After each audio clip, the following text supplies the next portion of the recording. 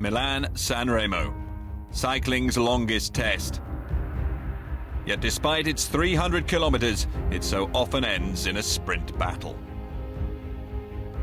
Our guide to this year's Primavera is a man who knows a thing or two about frustrating the sprinters. Durbridge in front, Keisse behind, but look at the huge mass of riders chasing them. Most recently in Milan itself, when he took a daring Giro stage victory. Etixx-Quick Step finally going to get their victory. It's Iljo Keisse from a breakaway, and who would have thought it? A sprint day is spoiled.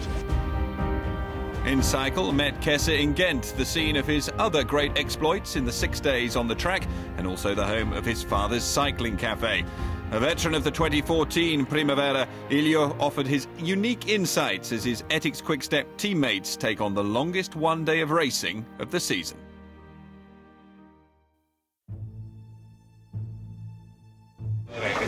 Bring Gaviria and Stibar as good as possible to the beginning of the Poggio, and then I think Stibar will go and Gaviria will wait for the sprint. That will be only logic.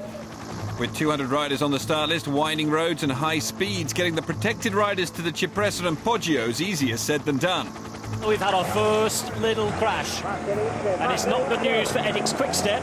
Not good news at all, because Julien Vermote has gone down. It's difficult to see on television how much stress there is, but everybody tired, a big crash every 5 minutes. There's no straight road, there's constantly like, and from the guys in front, they can see it and they can anticipate a little bit to every corner.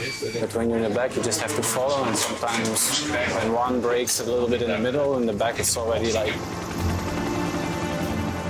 No, Sabatini. Sabatini.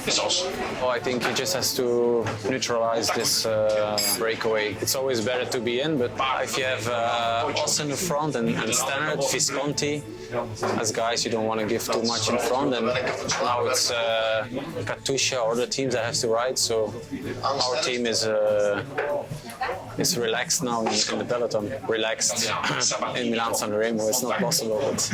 And it looks as though this little adventure, Dan, is going to come to an end before we get to the start of the Poggio. Yeah, at this moment you know what to do.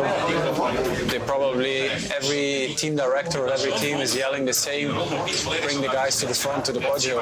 Everybody knows what they have to do, but still the best that are in front, or the smartest that are in front, that's not, it doesn't have so much to do with tactics.